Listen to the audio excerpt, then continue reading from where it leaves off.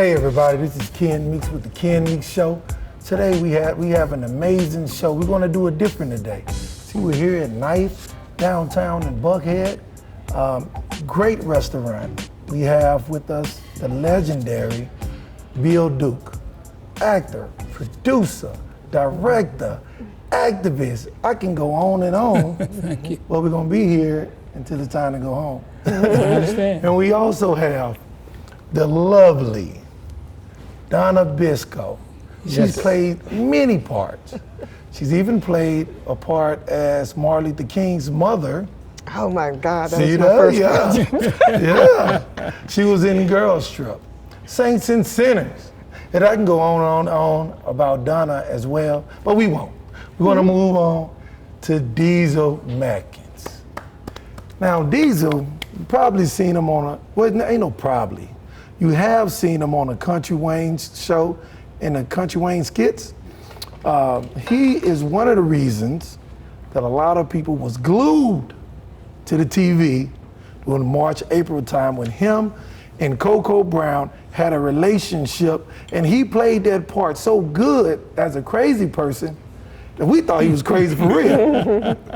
So Mr. Diesel, so tune in to a great, great show. I'm gonna start with you, Ms. Biscoe. Yes. Let everybody know where you from and how was it growing up? You know, I'm originally from Columbus, Georgia. I'm a Georgia peach, born and raised here. And I went to the AU Center, Clark College. Okay, shouts out to that. Loved it, had the best time, good education, left there.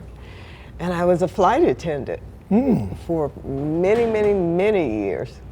And while I was flying, I met a casting director Oh, on a flight. I started acting in the weirdest way.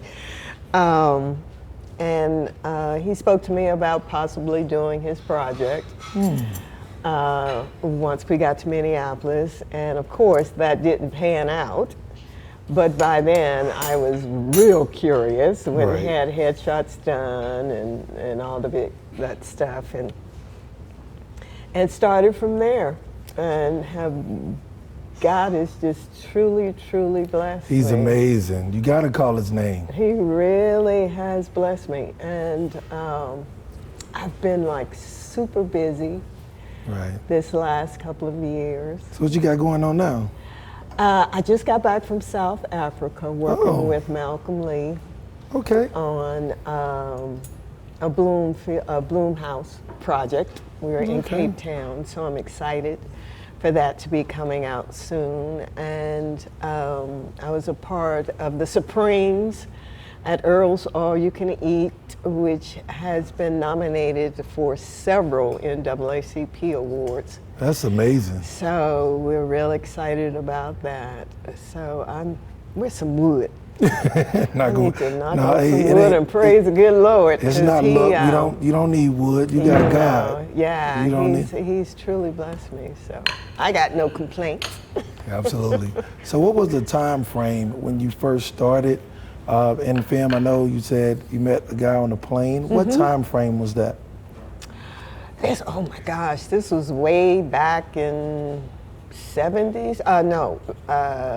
80, 82 when I first started acting. And it's been a long road. Right. It really has been a long road. I'm not one of those people who, for one, had a classical training. Right. You know, once I was able to get an agent, I started taking classes and just really step by step, job by job, worked it. Did you ever feel like giving up? Not that I felt like giving up. Sometimes I got discouraged if I felt like it was taking too long to really get my foot in there and start getting some juicy roles. But I loved it so much. And once I got into it, I felt like this was really my calling. that no matter what, I was going to make it happen in some form. And you did. Yeah.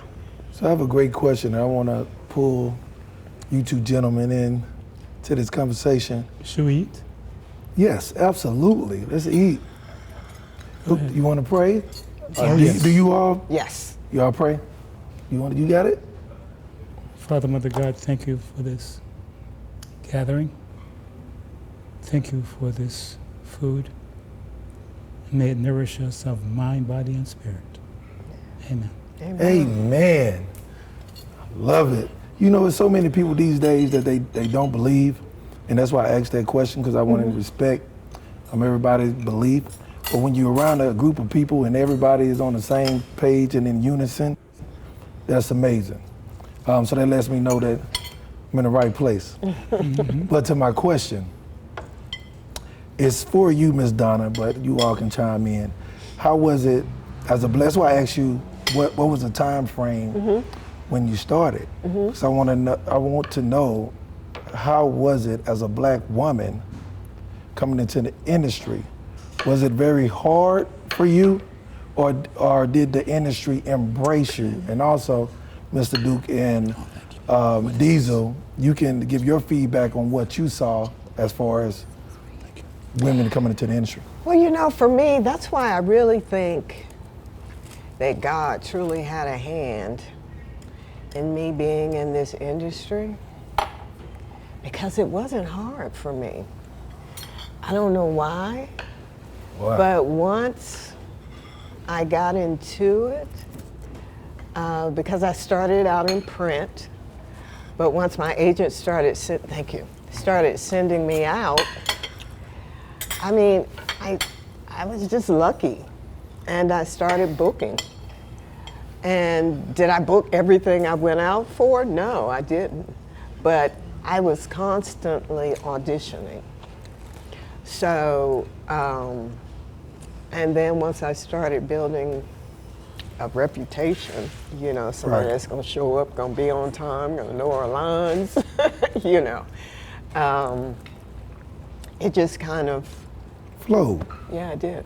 Right, so you never ran into anything with, like, Taraji P. Henson, right? She spoke about being underpaid. Oh, that's always. As a female. That's always. That's a given.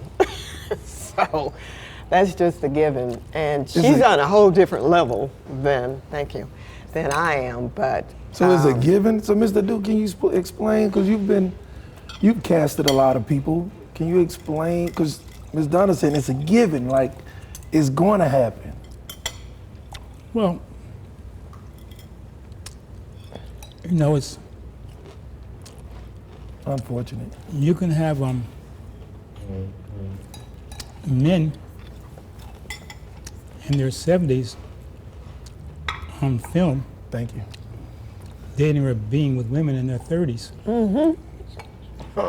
I've never seen except maybe Meryl Streep, but I've never seen, seen very few women in their 70s being with 30-year-old men in movies. Have you? I wonder what the difference is. Both human beings. Right. So they should be paid the same. Should, yes, but. And I mean, my take on it is, and I definitely don't agree with that, but that's not just the acting industry, that's all across the board. That's politics, that's any type of work. You know, it's always been that disparity between men earning more than women, which, like Mr. Duke said, why is that? I mean, we're all human, we're all capable of doing the same job. Right. But for some reason, in America, that's been condoned over the years, that men traditionally earn more than women. And women do. Which hopefully that's going to turn around, but so far it hasn't. So we had a whole writers protest. So whatever came out of that, did they back pay, or do they even do back pay? Like, how does that work? I haven't seen any back pay. I mean, as far as, I know we're talking about writers, but we're talking about the actor strike as well. I know streaming was one of the things that I really was supporting was supporting the strike for the fact that, we get our day rate for streaming, and then after that, they keep making money, and the actors don't get the residuals, or the behind the scenes people don't get the residuals. So that's always been an issue for me, and I was hoping that would turn around after the strike. But I'm gonna be honest, I have seen some with stuff that I've done on the streaming platforms, Netflix. I have gotten some residual checks, not back pay, because if it was back pay, it'd be a whole situation. Right. It's a whole different situation. But it seems like some progress was made, but I still don't think it was enough. Right. I think that strike was a big waste of time. It didn't help anybody. Wow. It didn't. And it most certainly didn't help actors. It shined a light, but you're right. Well, I think the one thing that did benefit, but it doesn't help us as union actors, us trained actors, was like the Country Wayne situation. Like stuff like that became very popular when we weren't acting, when we weren't filming. So people started going towards, in COVID as well, people looking at the phones. So the YouTube, the Facebook, those series and like that, I think they benefited well. Okay. As far as the industry as a whole, like Ms. Donna said, that it's kind of a waste of time. It really was. Right. So Wayne was pretty much a blessing. I think he benefited very well. I think it was a blessing for him.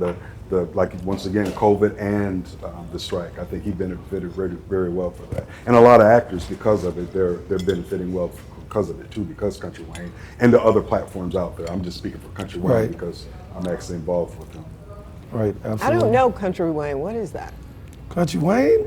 He's Wayne. If you watch this, everybody know Wayne. You can go ahead since you work with him. He's a comedian.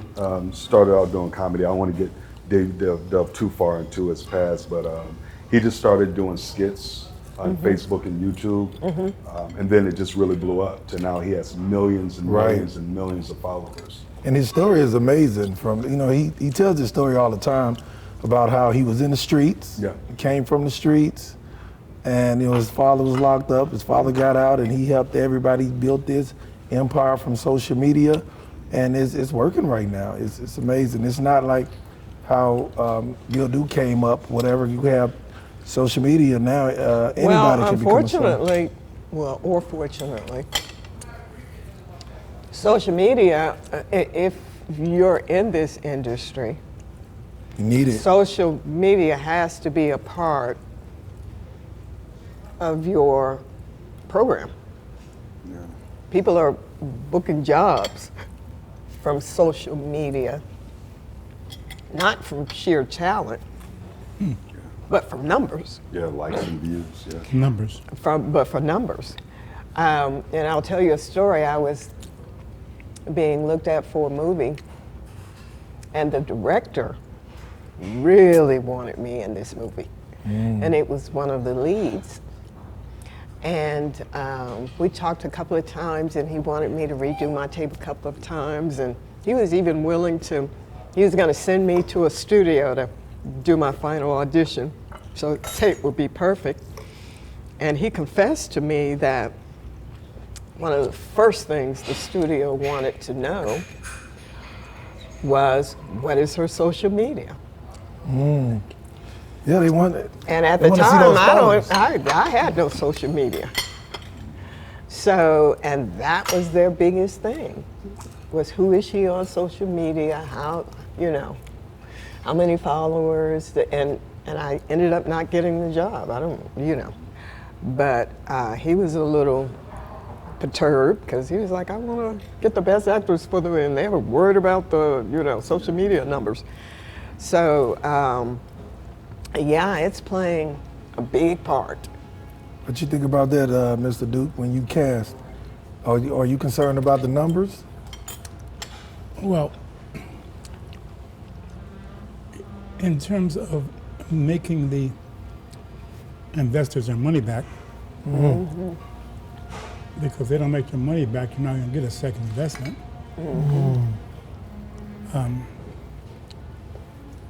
But also the talent,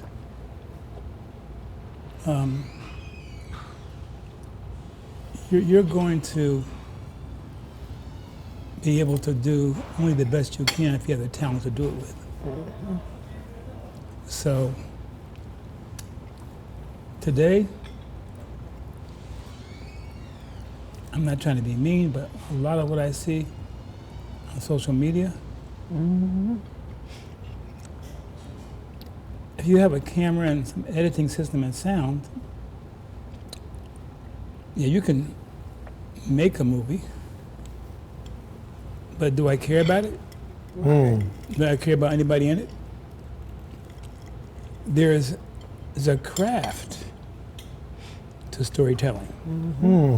There's a craft to directing. There's a craft to acting. And I hate to say it, but a lot of that's being lost. Yeah. And a lot of people who look at social media today, they don't even care. Anybody can do it now. If you,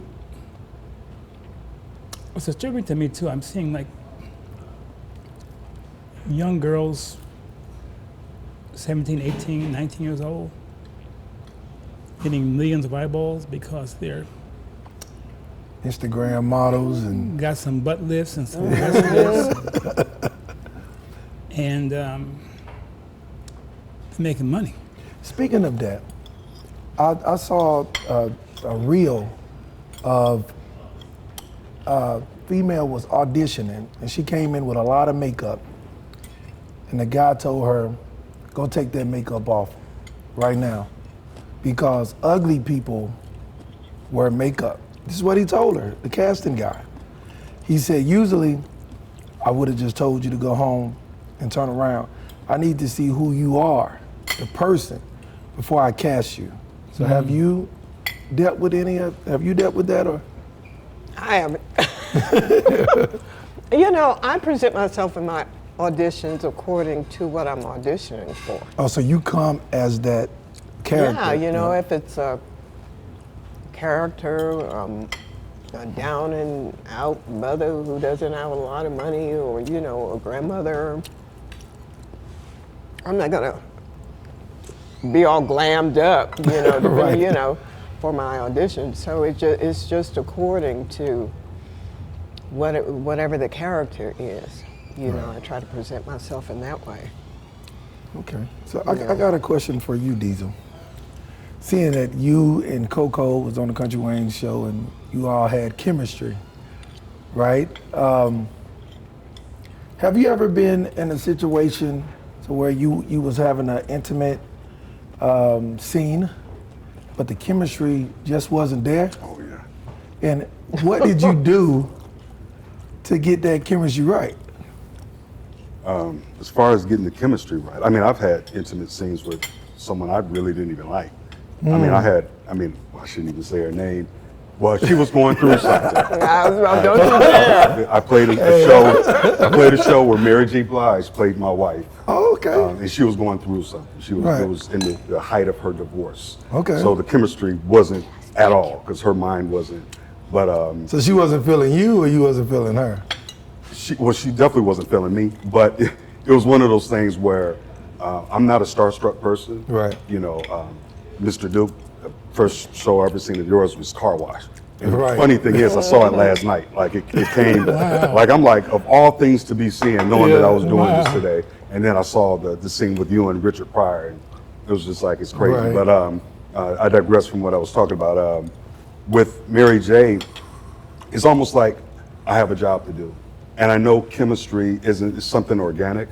It's something that has to be there. But at the end of the day, I don't want a project to suffer because of my lack of being able to get chemistry with the person I'm in the scene with. So at the end of the day, I got something over here, thank you. At the end of the day, I'm an actor. So just like the ladies from Sex and the City, from my understanding, they all were at odds with each other and they still made it work. So as far as showing the chemistry, I mean, it's what it shows on the camera is one thing, but as far as being an actor, my job is to act and perform regardless of the chemistry with the person. So I kind of just rise above that and just, even if I have to make the chemistry up, at the end of the day, it's not Diesel and Mary J, or it's not Diesel and whoever the other person is, it's the character and the character. So that's the way I look at it. Great. So you and Mary J figured out a way to make it work. Yeah, but then when the cameras went off, I said, Mary, can I get a picture? She was like, hell no. So like I said, she was in the height of. Mary wasn't playing. Yeah, she wasn't playing. She didn't know what a picture would be, but it's all good. Well, you do kind of look like Mary's ex-husband. That could be it. That could You be look it. I just didn't, like him. I didn't put that together. That could be I was like, oh, hold up. So, Miss Donna, what about you? Have you ever had an intimate scene? And You know what? In my 30-something years of acting, I just recently had a scene where I was in the bed with somebody for the first time. Okay. And it was cool, you know. It was in the afterglow, so you know it wasn't bad. And he and I knew the gentleman I was with, and we were friends. So we had a good time with it. Okay. You know, and it worked out really well. But yeah, I never get cast in the sexy. You need to get more of those. You know, as a little sexy mama in bed with somebody. So. Right. So do you talk to yourself through, especially if you have someone at home, right? Because sometimes it can be a conflict because you come home and then, you know, your spouse or your friend actually see the scene. Oh, thank you. Like, how do you prep them for that? Do you wait for it to come out, or do you say, look, I just did this scene and it's spicy? Going into any relationship, I kind of let that be known that this is what I do, and there's a potential that this might have to happen. So before we even make a commitment, would this be a problem? So do you consider that as cheating? If you're kissing someone and groping someone, is that cheating? You say it's a cheating? Cheating. Once again, I'm not Diesel. In my mind, I'm not Diesel. Maybe that's my scapegoat. Right. I'm not Diesel. I'm the character, and my character has a job to do. Right. I have the job to do to portray that character. I like that. What about Well, you? you know, nowadays, though, the way they shoot those kind of scenes, there's nothing intimate or sexy about them. Not on the for real tip. There's a lot of stuff in between. You know, you got folks around, you got the cameraman, you know, now they're trying to be better about it, Right. you know, closing sets and everything, but yeah, it's really hard to, Thank you. you know, really get in that whole Yeah, get in. sexy mindset other than seeing it. When I used to, Here we go. in the day, when I had any scenes like that, and my lady and my girlfriend used to have a problem. I just showed a check. She was good. All the way to the bank. All the way to the bank. You know what I'm saying? Keep doing it. She probably coached you through it. That's right. All right, let's go shopping. you know her. Let's go shopping, baby. Let's go shopping. Great. So I guess this is a question for everybody. How do you approach preparing for a new role? I know you mentioned a little bit about it earlier, saying that you try to come as that character. Mm-hmm. But how do you approach it? How do you get into it? Knowing that, especially if you have a Warner Brothers, a Lionsgate, you know, something huge, casting. How do you prepare for that? What I do is I use the, go to the classic training of like, what are your wants and needs? What is the character wants and needs? So I kind of really delve in that first. I got a funky little traditional thing that I do where first thing I do physically is I find a roller coaster because I'm scared to death of roller coasters. And I'm an introvert. It's hard for me to really be around people and open to people. So what I do is I go find a roller coaster, and I liken that to my career. Like when you go to a roller coaster, you're already scared of the roller coaster. Your heart is beating fast. As you see the roller coaster, your heart's beating faster, and you're trying to talk yourself out of it. But you don't want to be no punk, you know, so you're like, I'm gonna go, and next thing you know, you get in the line, and anticipation is brewing, and then the anxiety starts to come in a little more, and then you get all the way up to the roller coaster. Now you're really like, I can't just punk out now, I'm all the way up here, and then you strap yourself in.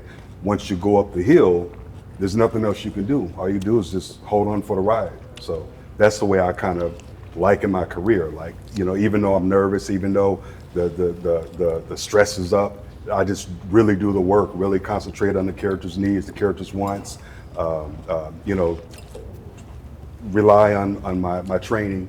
And then once the cameras go, all I got to do is just let the work. So that's why I always try to find a roller coaster. That way it'll remind me when I'm on set what I went through. Got it. You know, when I first started acting, I used to, I would come on set, I would know all my lines, I would know everybody else's lines, and I would come on set in anticipation of how I was going to do a particular scene. I have since learned that it's so much easier if you just read your script over and over and over and over, that you know exactly what's going on in the script. And then when I get on set, that chemistry between me and whoever my scene partner is. Right. Because everybody's different. You never know what your scene partner is going to do. You know, I don't come in anymore with anticipation of how I'm going to do it. Because I don't know what my scene partner is going to do. Right. So that's how I approach mine now. And you don't want to psych yourself. Sometimes you can psych yourself out by continue to say, I'm gonna do this, I'm gonna do this. And the problem with that is sometimes the director might jump in and say, hey, you know what, don't say this, say that. And you worked on it all night, worked on those lines, and then they literally omitted a whole line and gave you another line. Now you're in your head, and you know, so that's why, like she said, it's best to just know the story, know where you're going with it. Because if they throw a curveball like that, sometimes it messed me up in the past. I've done it where now I'm thinking about, I gotta say this instead of that. Now I'm coming out of character. I'm not even character no more because I'm thinking about that change he gave me. And because I rehearsed it like a robot, now you know, I got tongue tied and everything else. So I definitely 100% agree with what she said. Yeah, I about do that. too, Ms. Dunn, I agree. Yeah. Mr. Duke, I've heard your story 100 times. When you talk about racism and how you had to wash the black, you know, you try to wash the black off your skin, and you know, you told that story a lot. So my question is to you two. Have you ever experienced any racism in the film industry? We all experience racism in some form, but in the film industry. And how did you deal with it? If I did, then I was oblivious to it. I'm not saying racism doesn't exist. We clearly see it does. But I have only been professionally acting for about 10 years, and I'm in my mid-50s now. Wow. So, like I said, if I did experience, I was oblivious to it. So that's not a question that I can ask thoroughly. But I would love to get your answer on that, Mr. Duke. About racism? Yeah.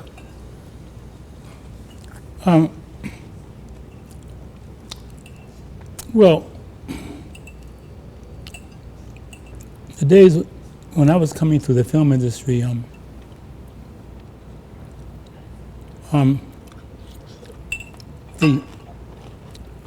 the person who inspired me,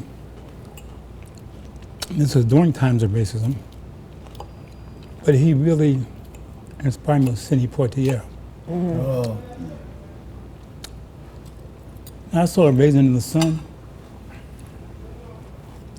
It gave me such, and then I forgot the film where the white gentleman slapped him in the face and he slapped him back.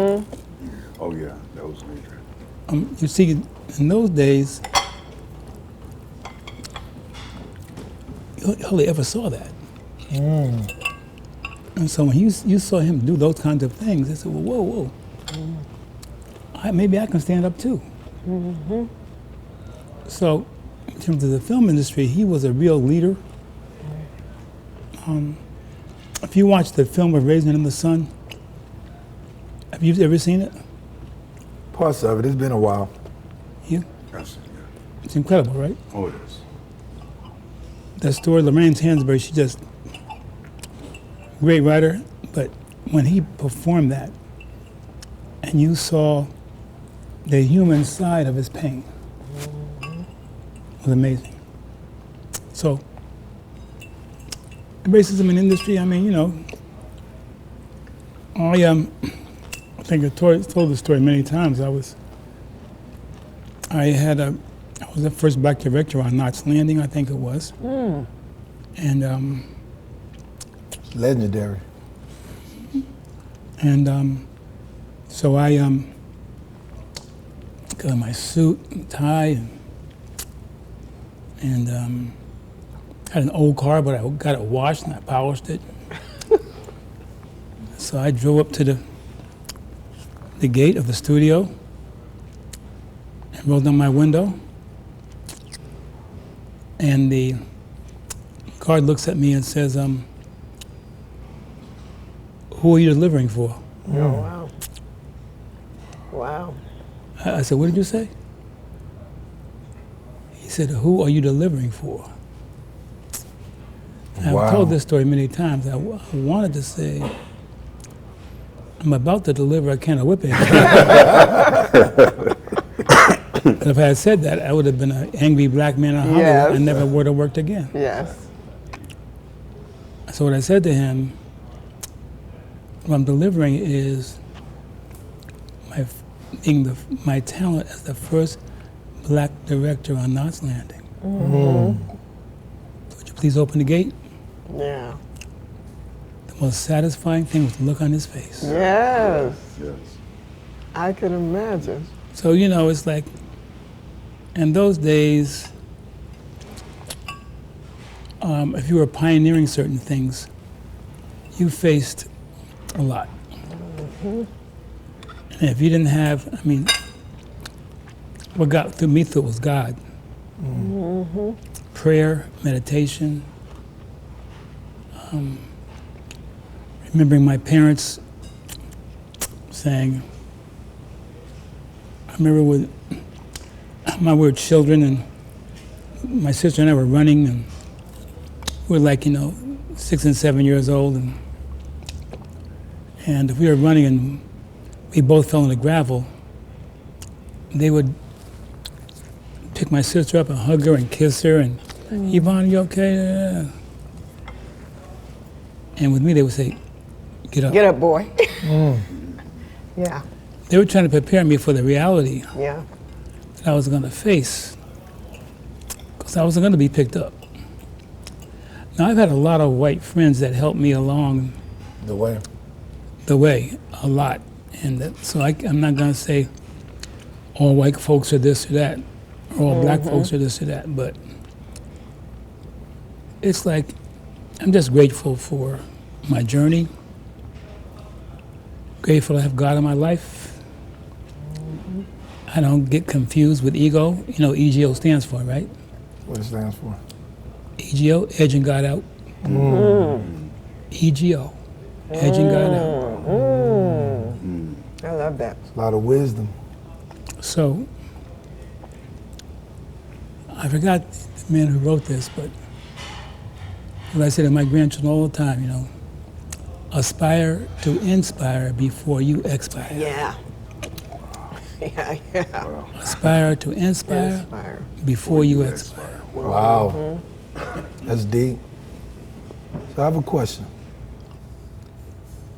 Is it, now listen to this now, do you recommend getting married before pursuing the film industry, or once you get established, which that can be forever, stay focused and then wait? What do you recommend? Some may say, keep your eye on the prize. So I'm interested, and especially you, Donna. I want to know, because I'm gonna tell you why I say especially you. I'm gonna tell you why I say that. Then I'm gonna let you all speak on this.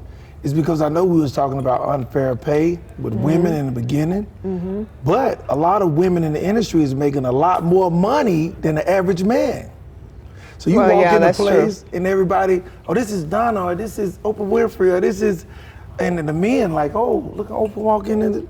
So it's still a masculine dominant thing, and it's hard for them to live up to that. So with that being said, is it good, should you get married before or after? What do you recommend? Well, I was married when I got into the industry because I was, well, actually old, because then like in my late 20s, and that's old in Hollywood standards, when I got into the industry and I was already married.